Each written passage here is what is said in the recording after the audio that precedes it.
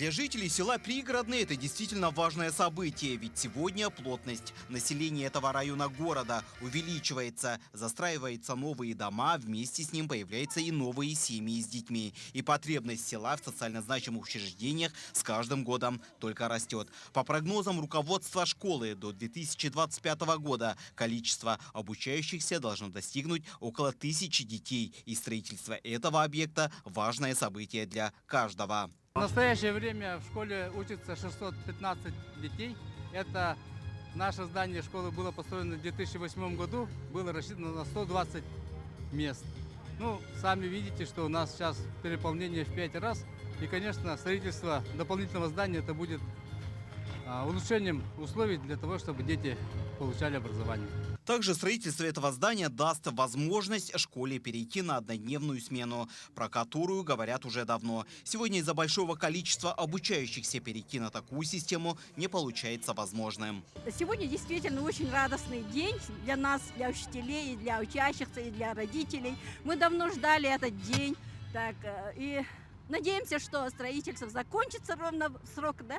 И надеемся учиться и учить наших детишек с нового года, со следующего года, да, уже в новом здании. И улучшится система образования нашей школы, да, будут новые формы работы, да.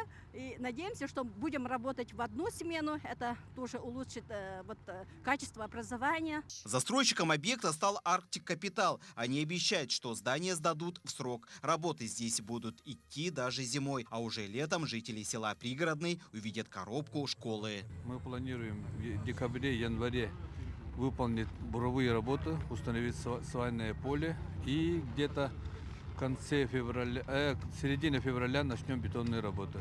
Планируем каркас здания закончить где-то в начале июля, и ввод объекта планируется в ноябре 2022 года.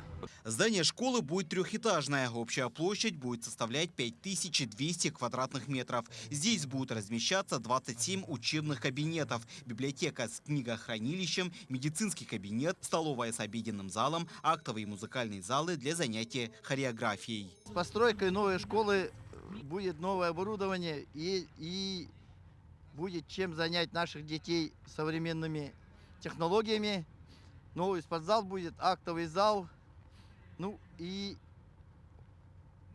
для развития нашего подрастающего поколения это большое событие, радостное. Напомним, в рамках реализации данного проекта на территории города Якутска, помимо этой школы, строятся дополнительные здания-пристрои в селе Хатасы и рядом со школой номер 5 города Якутска. Общее суммарное количество мест этих трех объектов порядка на 1000 мест. Дмитрий Тымыров, Джулстан Иннокентьев, Якутск.